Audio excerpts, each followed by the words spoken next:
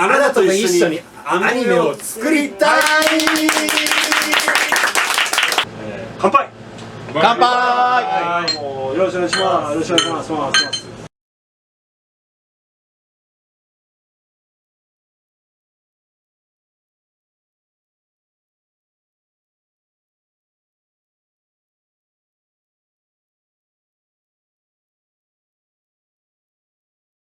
株式会社レイディウス制作部から来ました、栗山と申します。年齢が26歳で、前職は銀行員をやってたところからひょんなとこから、アニメの世界に飛び込んで今、未発表の作品なんですけど制作デスクと設定制作を、務めさせていただいております。前作は、こちらのアイチューという作品で、2話数ほど進行を務めさせていただいておりました。各配信プラットフォームでまだ見れますので、ダンス全部オール作画で頑張って、もうレディウス死にそうなぐらい頑張ったんで見てください。よろしくお願いします。株式会社トムスエンターテインメントで、制作進行してます酒井と申します。年齢が36歳です。前職は、ホテルのフロントとかをちょっとやっててですね、アニメ業界に入りたいと思って、派遣会社に登録して今の、会社にお世話になっております。今やってるフィルムはちょっとこれなしではい、OK です。はい、OK です。株式会社朝日プロダクションに所属しておりますエバタと申します。制作部で設定制作をやっております。前職は通信インフラの、仕事をしてました。で、システムエンジニアとして朝日プロダクションに入社してちょっとご縁があって今制作をやらせていただいています。年齢は33歳です。よろしくお願いします。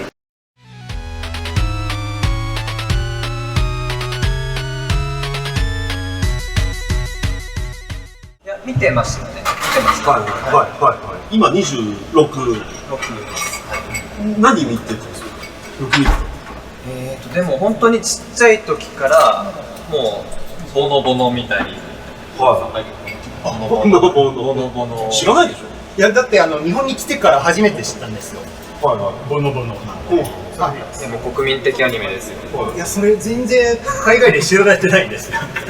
めちゃめちゃバンドマンだったっていう契約もありながらでもボノボノだす。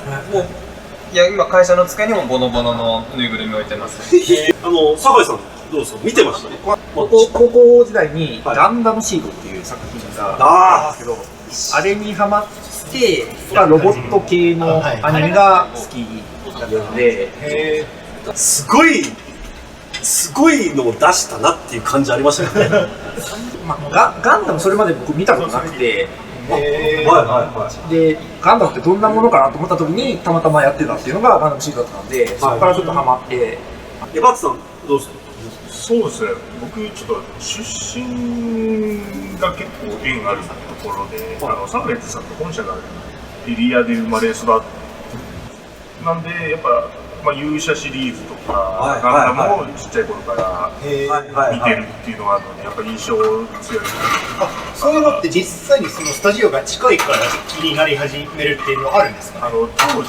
本社の前に看板が出てて当時の放送タイトルがプリントというかポスターじゃないけどなんですよね。なんかいろいろ出てたんでもうこれやるんだみたいなのがいいな。そういうのはこうフィンランドで生まれ育った人として結構羨ましいなと思ってたりして、アニメファンとしてそういうの想像できないんですね。違うんですね。そうね、アニメ業界に入ったきっかけですよね。あと学校とかも気になるんですよ。大学行かれたのか専門学校とかになります。この業界結構制作側でも専門とかたまに美大出てる方とかもいらっしゃいますけど、僕は本当にごく普通の大学の経済学みたいな感じました。それってじゃあ実際に会社に入るとなんかその扱いが違うんですか。みんな一緒ですか。いや一緒です。もうなんなら他の会社さんは分からないですけど、うちはもう大卒とか高卒とかそういうのもまた関係ないですし、関係ないですね。もう銀行員だったっていうことだけど、結構思い切ったみたいな感じ。そうですね。重い話になっちゃうんですけど、転職とか本気で考えてた時にちょうど京アニさんの事件があったりして、あはいはいはい。まああそことかでもちょっとアニメ業界のことを考えてなんか自分でできることとかいろいろ探して、まあ今に至るって感じですかね。そのアニメ自分で作りたいとかそういう気持ちになったんですかね。同じ転職という意味でとエバさん学校自体はずっと理系、高校から理系で大学が3年でちょっと辞めてるんですね。で、その後ちょっと1年間ぐらいフラフラして、このままフラフラして恥ずかしいなと思って求人を探して普通に、まあちょっとインフラ会社さんのグループに入って5年ぐらいですかね、普通にサラリーマンをやってたんですけど、その27の時に安定はしてはいるんですけど、一生ちょっと同じことをやってあまり変わりないとなんかもう死んでしまうんじゃないかってちょっと思って一回きりの人生ですもんね。かっこいいこと言うじゃない、本当は。そうなんだよね。で、ちょっと厳しいっていうのは聞いて、お金的なものと労働的なもの厳しいとは聞いてたんですけども、ちょっと一回、ちょっと親とも実は相談していて、お前が覚悟を見せるなら、数年置いてやるよみたいな。で、それで入ったっていう。酒井さん、どうですか？僕はもともとは高卒なんで、ガンダムシードそれを見てちょっとアニメ業界目指したいなと思ってたので、もともとロボットものが好きだったので、サンライズの親会社がバンダイじゃないですか。でそこの派遣会社に登録したんですよ。そこから紹介されたのがたまたまトモスだったっていう話で、じゃあ新卒で入ったわけじゃなくて派遣でもともと入って、そこから社員になったんです。この会社目指して入りたいとか、そういうのは一般的なんですかね。なんか多分やっぱり自分の好きな作品が皆さんあると思うんで、ロボット系だとやっぱり代表的なのはサンライズとか、あとは宮崎さんの作品が好きだったらジブリとかそういうのを目指されるんですけど、僕はそういったものではなくて紹介されたのがたまたまトモスだった。制作会社もいっぱいありますからね。会社がねいっぱいあるんですよ、本当。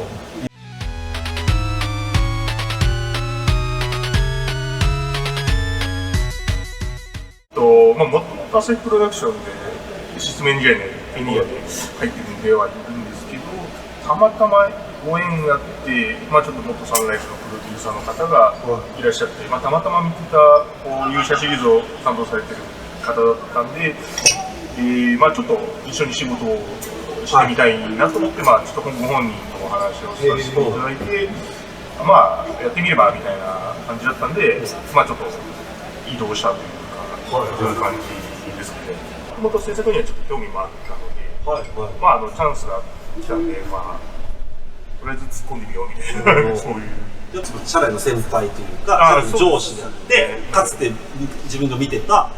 作品、小さい頃に見てた作品をやっぱ作ってた人っていう。なんかそういうやってたんですね。運命的なものを信じた方がうまくいくんじゃないかみたいなちょっと浅はかな考えかもしれないですけど。酒井さんどうですか？作品で言うと僕コードギアスっていうそれもロボットアニメがあるんですけど、そういう意味では監督だった谷口さんだったり、あとはライターの大河内さんの作品は大好きですね。だから憧れというか、いつか仕事してみたい、横に立ちたいよなっていう、そういう。栗山さんどうですか？身近なところで言うと、好きな作品でさっきボノボノとか、一番物心ついて初めて見てたやつなんで、とかで言うともう監督やってらっしゃった南波さんとかがこの愛中で関われましたし、あと本当に身近なところだと僕鋼の錬金術師とかも大好きだったんで、うちの社長の米内プロデューサーとかも南波さんに関してはもう完全に本当に入ってからもう入社して2週間後ぐらいにお会いできて、めっちゃラッキーみたいな感じでしたね。いやもう南波さんに初めて会った時はもう本当に告白しましたね。好きなんですって。リアクションってどうでした？いやもうすごい喜んでくださいましたし、なんかそれ見てた世代が入ってきたのかみたいな感じで、実はなんか色紙くれたら書いてあげるよとも言ってくれて。めっちゃいいじゃないですか。もうそうね。南波さんって公式司会買いに行って書いてもらいましたね。服に入れて飾ってます。あるあるじゃないけど、そういうことあるよね。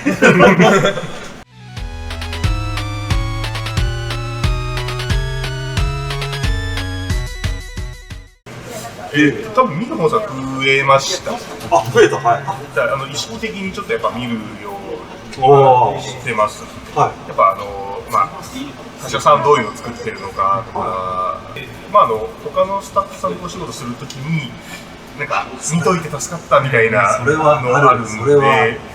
別にアニメ業界じゃなくてもイベントを開催とかしていて、こうなんかゲストが来るわけで、自分が例えば通訳しますとか、ゲストが関わってる作品みんな見ておかないと、まあ見てね、ちょっと勉強しておかないと。ちょっと危ない気がします。坂井さんどうですか？は圧倒的に減りました。減りました。理由はもう時間がない。もう仕事でね。は追われて時間がないので、寝る時間を優先したい。い。はい。と、本音ですよ。どちらも本音ですから。あとは、その制作をやってみるのと、まあ、一視聴者として見るのはちょっと別物かなっていう。見方変わりました。変わりますね、完全に。やっぱり作ってる時は、何かミスがないかとか、そういったチェックラッシュチェックみたいな感じで。なっちゃうので、自宅でラッシュチェックをしてます。他のアニメにもちょっとやっちゃうので、あるある。はい、なので、まあ、そうしないためにも最近は、まあ、時間ない中でも見るために倍速とかで見たりします。倍速で見る。倍速でも見る。いいアニメとか確か最近だか何分ぐらい前だか忘れましたけど、倍速とかで見れるようになりました。はい、ありましたね。監督とかの立場だったら、こう誰かに倍速見られたらどう思うでしょうね。ちゃんと実写で見てよっていう感じあると思うけど。怒られるんじゃないですかね。思っちゃうな。僕も圧倒的にやっぱ業界あると減るな。そう職場のやつもそうなんですけど、見なくなるってもう見ない見ないね。そうあともう昔好きだったアニメしかもう見ない新作は見ないっていう。いや僕もなんかファン目線で見るのは減ったかなって感じですね。例えば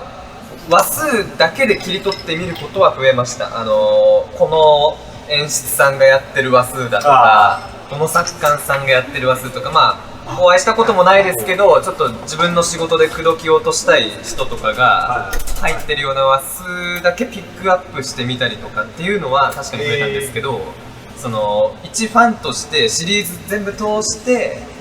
見るっていうのは、まあ、ちょっと時間忙しくなってきたっていうのもありますし、全編見ないっていう感じ。減りましたなんか一ファンとして純粋に楽しめる、なんか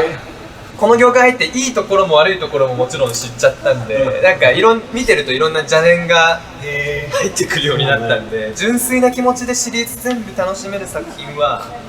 減っちゃったかもしれないですね、正直言う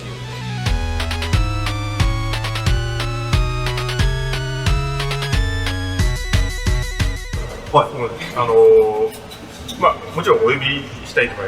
一緒に仕事したい方ってめちゃくちゃ多いんですけど、まあ予算スケジュール縛りがないんであれば、なんかやってみたい人を集めてこう作ってみるっていうのは面白いのかなとは思ってますね。まあそれこそ異業種でもなんかちょっと興味があって、まあハードルが高くてやれないっていう人たちも、まあ正直お金さえあれば呼べる可能性っていうのはあるので、まあそこからなんかちょっと面白い。まあ、作り方なのか、まあ、演出なのかわかんないですけど、出るのかなみたいな。特定の誰かってわけじゃなく、やりたい人集まれの中でやるっていう。はい、そうですね。まあ、まとめるのめちゃくちゃ面倒くさいと思うんで、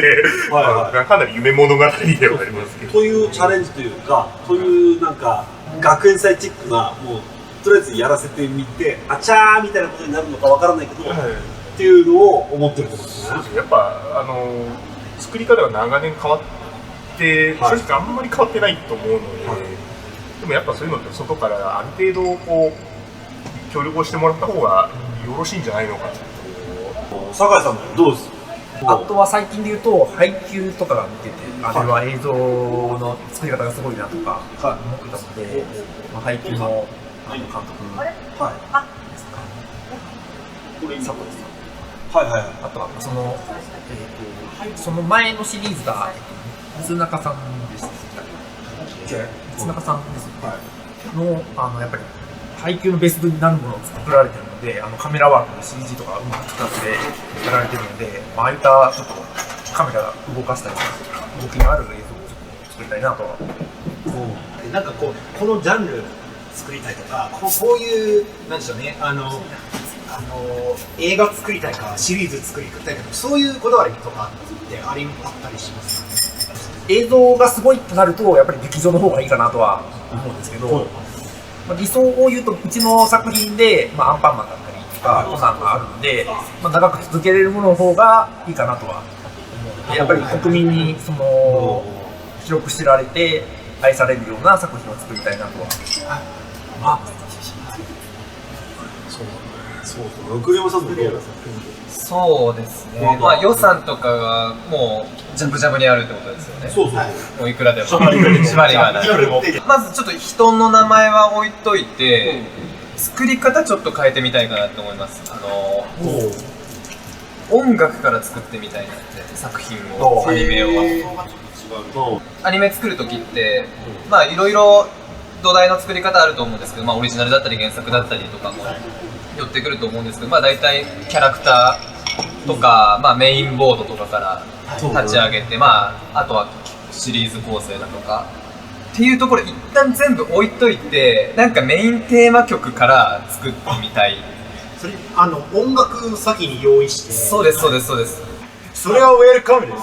ね。で音楽から始めてそこから広げるっていう作り方を多分めちゃくちゃ時間とかでかかると思うんですけど、でも始まってる気はなんかしてる。小説からみたいなとか、音楽から MV 始めて、それを広げてみたいな、もうなんか広がりあるよね。そうですね。今それで言うと今台本に入れてなかった話。作曲家の島さん方がこの場にいるので、ちょっと一回聞いてみたいよねっていう感じなんですけど。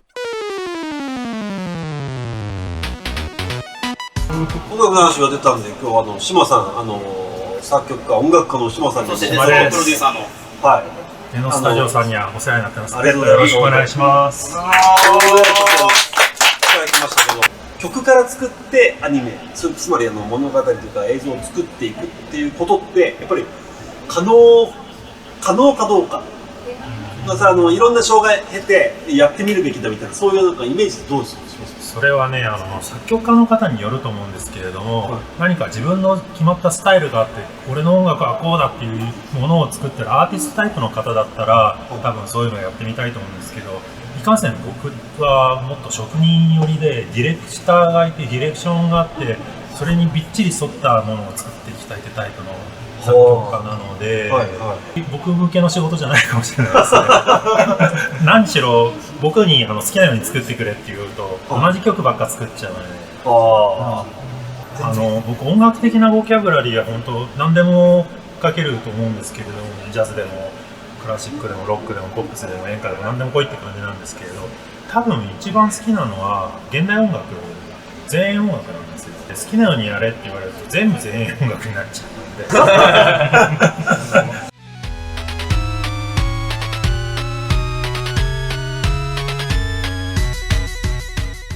僕絶対誰とも被らない自信があります。逆に島さん、劇場版のイデオンの主題歌のセーリングフライ。いや絶対かぶんない。見たことないですね。見なきゃダメですよ。イデオンのそうですけど、サンライズのオープニング曲は、ガンダム含めてですけど、みんな歌うなっていうのはもちろんあるな。どうですか、澤井さん。僕はでもちっちゃい頃で言うと、ドラゴンボールの主題歌とかがイメージに残ってるんで。栗山さんのある？ザ・アニソンって感じだったら好きなのはマックロスシリーズ。フロンティアなんじゃない？そうです。ごめんなさい。そうです。フロンティア以降です。フロンティア以降です。はい。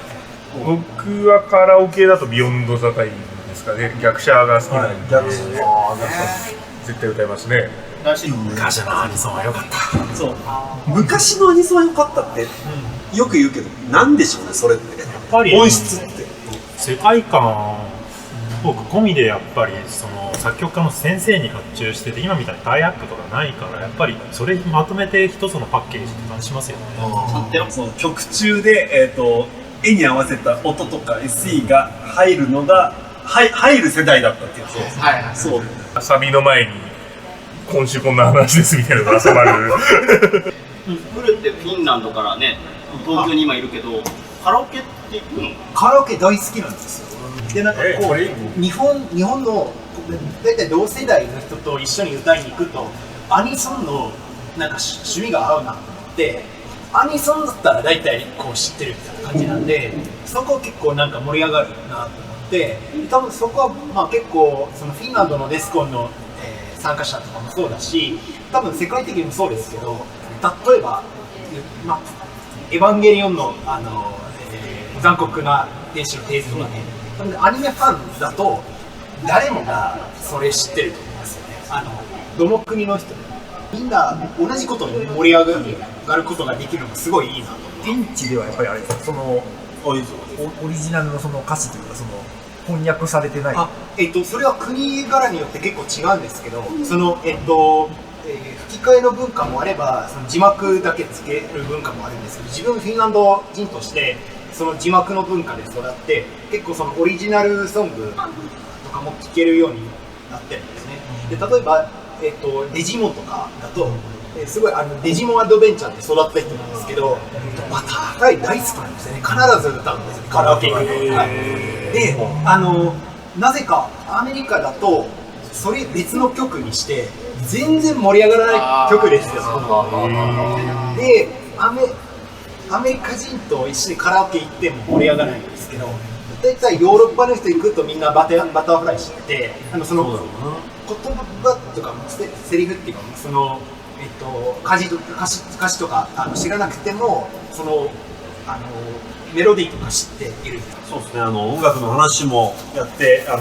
島さんからもいろんな話聞いたので、本当ありがとうございました。今日というかありがとうございました。本当じゃあ裏に戻ります。はいどうもありがとうございました。どうもありがとうございました。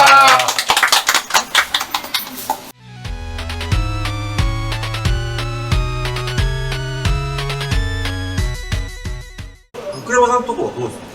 そうですね、うちのレイデュースとしては、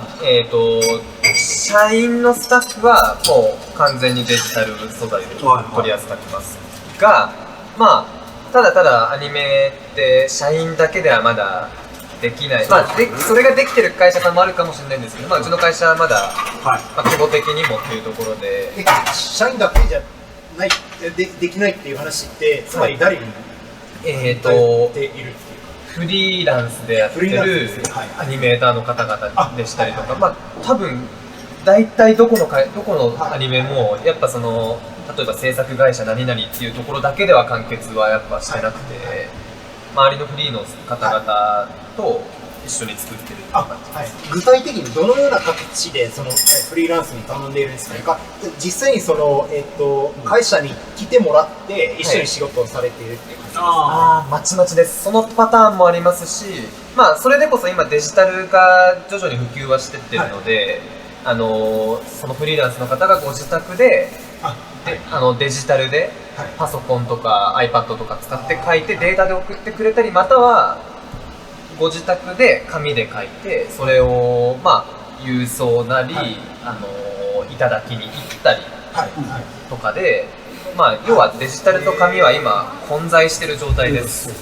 そうなるとじゃあ例えば地方に住んでてもできる仕事なんですか？そうです。それはもうデジタルありだし関係なく、デジタルの方だったらもちろんデータで送れますし、宅急便という素晴らしいサービスが、まあ紙であろうとそういったものを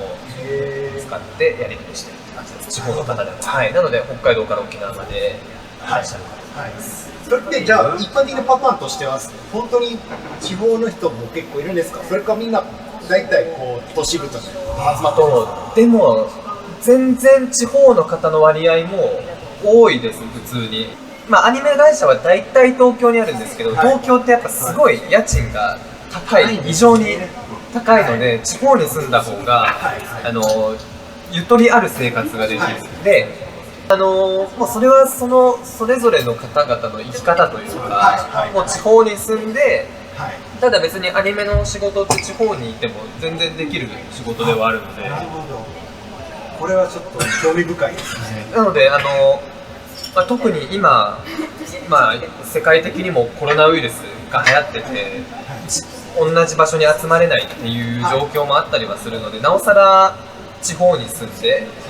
仕事をするっていう方々はちょっとずつ増えてるのかなっていう印象はありますね。そうで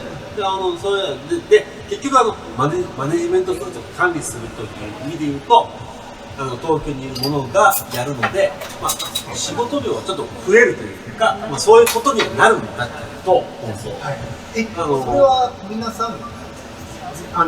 それぞれの会社一緒なんですか？そうですね。トムスはもうほぼ紙アナログで、最近ようやく何人かがデジタルに取り組み始めたっていうのはありますけども、それから会社に来てもらってるっていうのがほとんどですか？まちまちですね、同じように、フリーランスの方でもフリーランスで会社に入られた方もいますし、宅急便で送っていただく方もいますし、あとは他の会社に入られているとかいう方もいらっしゃるので、これは業界について何も知らない人としてすごい面白い。エバさんの方はどうですか？そうですね、うちはデジタル作画を推進しているので、フルデジタルですと言いたいんですが、全然混合してますね。宮城県にあるスタジオとか、あと社内で入って、新卒で撮ってる作画さんっていうのは基本的にデジタルでスタートはしていただいてると思うんですね。もちろん練習で紙も書いてするんですけども、なるべくデジタルに最終的にはなってほしいと思ってやってますが、ただやっぱりそれだけでは、ワンクール回せないっていうところがあるので、やはりフリーランスの方で紙でいただくっていうのが最終的には割合として多いかもしれないですね。で、チャンスさえあればデジタルスタジオさんをちょっとキャパを抑えて、この話数だけはフルデジタルとかはなるべく目指すようにはしてますけど、ただちょっとやっぱりどうしても今後と言わざるを得ないかなと。海外の原画さんっています？いる？いないかも。でも最近結構海外の若手のすごい上手い方とかが原画で入ってる作品見ますよね。いる？ある作品あるんですよ。あるのよ。いや、この間とかボルトですとかでも見たりして、いやなんかうちはまだそういうのやってないんですけど、なんか支払い関係とかどうしてるのかなって海外送金とか結構経理の方だったらどうなんかちょっとだけ一手間かもしれない。そうなんですよね。それってコミュニケーションとかで困らないんですか？多分打ち合わせはリモートっていうかスカイプとか本当はリモートでウェブでやってると思うよ。それ日本語でやるんですか？例えば向こうの人だったら多分やっぱ想像でしかないんですけど、海外の方で、多分そういった方々って日本のアニメにすごい関わりたいって言って、結構今そういった方々入ってるのってやっぱジャンプ作品が多いかなってイメージがあって、やっぱ日本のそういう文化が好きで入ってくれるっていうのがあるので、多分日本語を勉強して望んでくれてらっしゃるんじゃないかなって思うんですけど、やっぱり今のこのコロナ禍で1年経ったりコロナ禍の中でもやっぱやりやすいんで、みんなそれぞれ各社スタジオで本当リモートワークとか本当テレワークとかやっぱあるから、それはね助かっているところはあると思う。デジタルになると。おそらくアニメだと最終的には全部デジタルデータになるんですけど、その紙の作画をいただいて、それをスキャンしたところでやっとデジタルにコンバートされるので、そこをどうするかっていうのはかなり問題なんじゃないですかね。この昨今家にスキャナーはないですし。じゃあ逆に言うと物理的な職場で絶対にこの人は欠かせないみたいなのはあるんですかね？それぞれやっぱりね、つまり制作進行業が必要という、我々が必要というここの人ですね。はい。まあなる進行が頑張ってスキャンをして持ってってくれてるんで。極論に言えば僕らが頑張れば多分それ以外の人たちは本当極論ですけど、来なくていい、リモートでも来なくていいよね、会社に。できるにはできると思います。ただやっぱ一つの現場で集まって一体感とかそういうのも必要ではあるので、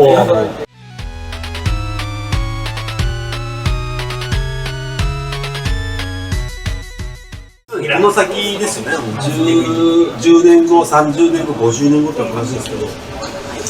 でも質問というか来てるのはね、やっぱり AI は活用されますかという話です。で、我々で言うと、まあ、レンブラントの絵が新しく作られたとか、哲学の漫画が作られたとか、ちなみに、そのなんか、AI が作ったキャラデザインとかね、見られたことありますか？ない、見たことない。なんかネットでなんかそういうなんでしょう、アプリみたいな感じじゃないですけど、なんか自動で作るツールみたいなやつはなんか何年か前にちょっと見たことあります。美少女ジ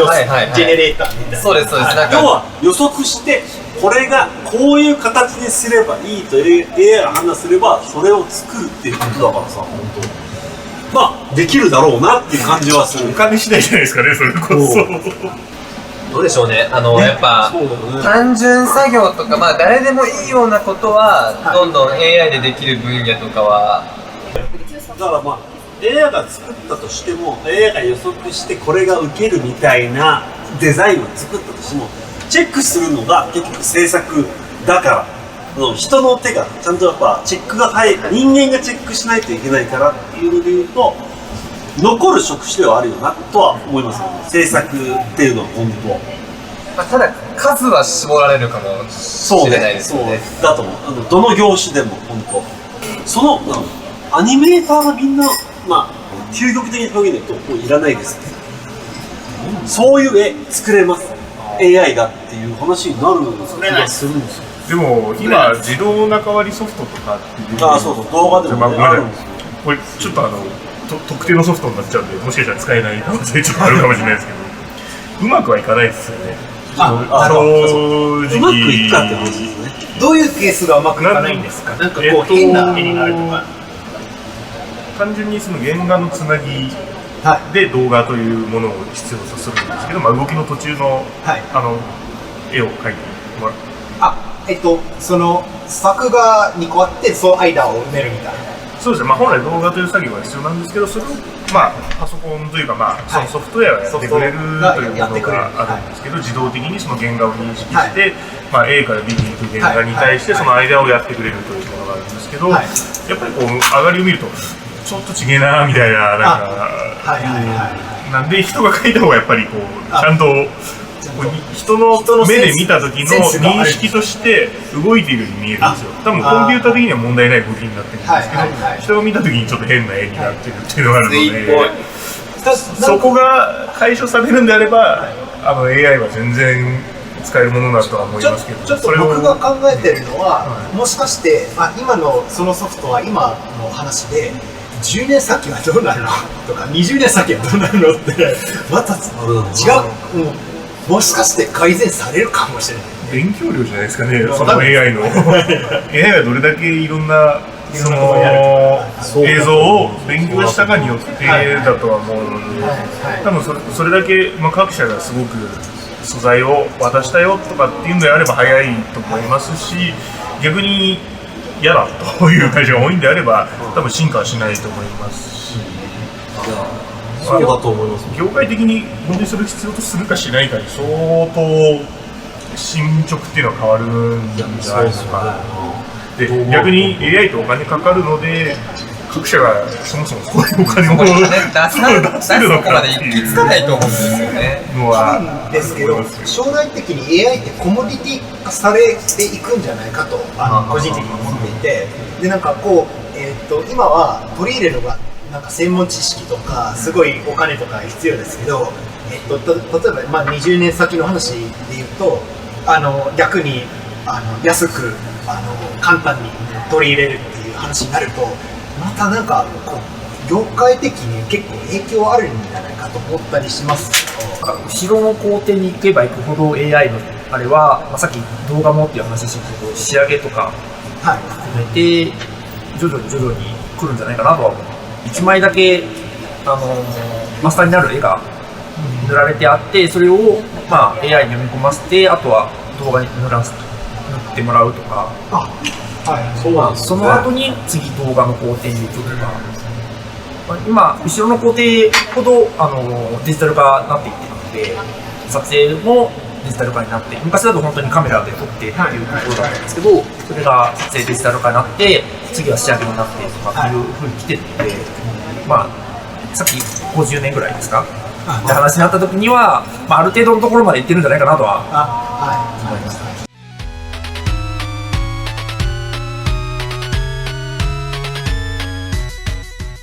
現在アニメ業界で日本人以外の人も働いていますけど、なんかお仕事でそういう人にこう一緒に仕事されるチャンスとか機会が、今まであったりしましたか？直ではないです。直ではないですね。はい。やっぱ周りの人とか間接的に海外に動画とか仕上げの作業者さんがいる会社さんに、会社さんが日本にあって、日本に窓口があって、その日本の窓口の方とやり取りするとかはあるんですけど、直接海外の方とやり取りは僕はないです。それちょっと気になるんですけど、何人が多いですか？やっぱアジアだったんですね。アジア系ですね。中国だったり韓国であったり、時にはマレーシアとかもありますし。でじゃあそういった場合は英語でコミュニケーションやってるってことですけど、窓口は日本語がやっぱできる人が立ってくれるという感じですね。じゃあ逆に言うと欧米とかそんなにない？僕はないですけど、最近やっぱ欧米だったりの若手の方とかが今日本のアニメをすごい好きな方とかが日本のアニメやりたいって言って参加されてる作品は最近徐々に見かけるようになったので、自分もちょっとやってみたいなって。そこがきっかけになるんですかね。なんかこう自分アニメ見て、なんかこう自分でもやってみたいっていう。そうですね。なんかすごって思った時にこれ書いたの誰だろうって、やっぱ僕ら職業柄調べちゃうたりする時にエンドクレジットもね。そうなんですよ。でも最近ツイッターとかでこのカットやりましたみたいなのを海外の方とかがツイートしてるのとかを最近よく見かけるようになったんで、やってみたいなって個人的には思います。酒井さんとかもなんかあります？海外の。昔フランス人の方と日本でですけど、作業一緒にさせてもらったことはあります。その人は日本に引っ越して、日本で来られてて、日本でお仕事されてる時に、たまたまちょっと知り合いの方に紹介していただいて、一緒にさせてもらったはありますね。クオリティどうだったんですか？その時は、日本のアニメを勉強されに来てたので、そんなに日本人の方が教えられたので、出来はなるほど変わらないというか、あと要求されるような画風っていうかがあって、でヨーロッパの漫画とか、なんか結構スタイルが違うなと思って、そこは問題にならないんですかねって思ったりして。その作品ではやっぱり統一されないといけないので、海外の方に限らず日本人でも、一つの作品では監督がいて作品のテイストを決めていくので、なかなかそこで独自色っていうのは、動きの部分とかではあると思う。この人の原画はやっぱりすごいとかあるので、ただそのタッチ的なものはやっぱりそこ出してもその上に作画監督っていう方がいらっしゃるので、統一性を取るために直されたりはするので。海外でも有名にやった話ですけど、ナルトの原画は OK だとしても、作画が変とか顔が歪んでるとか、あと日暮らしの中コナンもそうだったようなイメージですけど、なんかこうちょっと狂気が出た顔がなんかめちゃくちゃになったりして、それ作画の問題なのか何の問題なのかって分かんないんですけど、結構海外でも流行ったネタとして、いやこれは日本の人じゃなくてなんかどっかの人が書いたやつでしょって。でもちょっと煽り笑いになるかもしれないです。コマ送りされるとしんどいところはあると思うんですよ。そのカットごとの尺で表現した映像のためにあえて崩すパターンっていうのは昔から存在するので、その崩れた絵が入ることによってそのシーンが成立するっていうのもやっぱ狙いとしてあるパターンはあるので、わかんないですよ。動画が崩れるって全然今起こり得る状況なのであれですけど、やっぱコマ送りだと変な絵も続けてみると意外と普通に見えるじゃない。もう少しネタに過ぎないかもしれない。あんまりコマ送りにしないでほしいなっていう感じがありますよね。そこじゃないっていうその流れで止める、ここで途中で止めるっていうことを前提にして作ってるわけではないので、例えばアイドルものとか女性向けのアイドルものとかでも顔が命みたいな作品とかはなるべくどこで止められても綺麗な顔を保てるように意識して作ったりとかは。でも最近のアイドルものって結構 3G じゃないですか。なんか崩れないですから。でも逆にぎこちになく見えるっていうのはやっぱまだずっとアニメを2D の絵を見てきた人たちからしたら急にその見ていた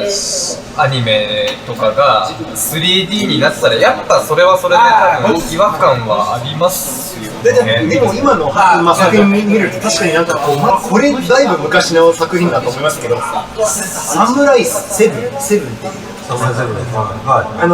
3D のフレームレートがその他の作画とか全然違って、でなんかこのなんでしょうね、色の塗り方も違ってたような、あんまりこう一緒にちょっと映りが良くないと思って、今の作品見るとだいぶそこは良くなってるなと思ったりします。最近アニメーターの方、普通に 2D 描く方でも 3D ソフトを使えるように使える方々が増えたりしてて、結構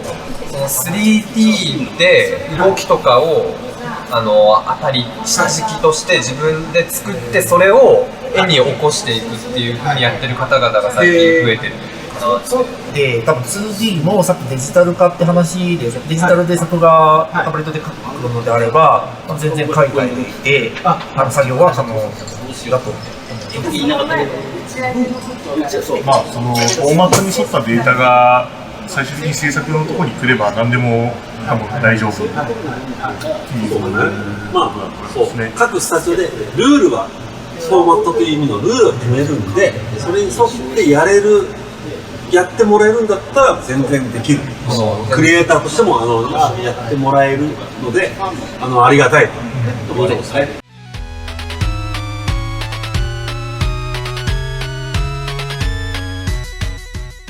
外国の方も制作進行というやりたい人がいるかもしれない。そうですね。めちゃくちゃ大変な仕事で心が折れることが多いとは思うんですけど、アニメが好きなだけじゃなくて来れる方の方が残れるのかなというのは正直思うので、本当に来るんであれば覚悟を決めて来ていただけるんであれば多分日本のスタジオはどこも売れるかもだと思うので、そうですよね。勇気を持って来ていただければと思います。ただ本当に辛い仕事だとは思います。来てくれればウェルカムみたいな感じですかね。大丈夫ですか？来てくれればウェルカムだと思いますよ。俺もそう大変ですよ。サラさんもトムさんあれですよね、うちの会社いましたよね、海外のいらっしゃるんですか？外国の国籍制作進行。在日ですけど、韓国の方います。イさんという方がいます。よし、その入って2年目、3年目とかなんで、これからも日本でやってもらうんですけど、ちなみにその韓国人の方とのやり取りはもう日本語でやってらっしゃる。日本語です。うちの会社も中国人めちゃくちゃいるんですけど、あとインドネシア人の方もいるんですけど、基本的にめちゃくちゃみんな頭いいです。バイリンガルな上でこちらに仕事をしに来ているので、うちの会社でもやる気のある方は入ってきていただければ、僕たちもサポートをすることができると思うので、ぜひ日本に来てアニメの制作に関わっていただければと思います。まあもう日本だけで別に日本のアニメ作ってるわけじゃないので、もうましては今結構海外からの資本とかも入ってきて、まあ海外のお金で作らせていただいてるようなこともいっぱいあるので、全然日本のアニメは日本だけで作ろうっていう感じでもないと思うので、本当にちょっとちゃちゃ行きましょう。お送りしてきました、あなたと共にアニメを作りたいの第1回でしたけれども、もうお時間も来たということで、配信とか視聴してくれている皆さん、ここまでありがとうございました。ありがとうございました。最後の挨拶が、さようならが、フィンランド語っていうか、あるんですよね。さっき、こんにちはって覚えてます？もういです。で、そこはちょっと、面白いんですけど、もいもいですね。じゃあ今日はありがとうございました。皆さん次回にまたご期待ください。では、もいもいもいもいもいもい。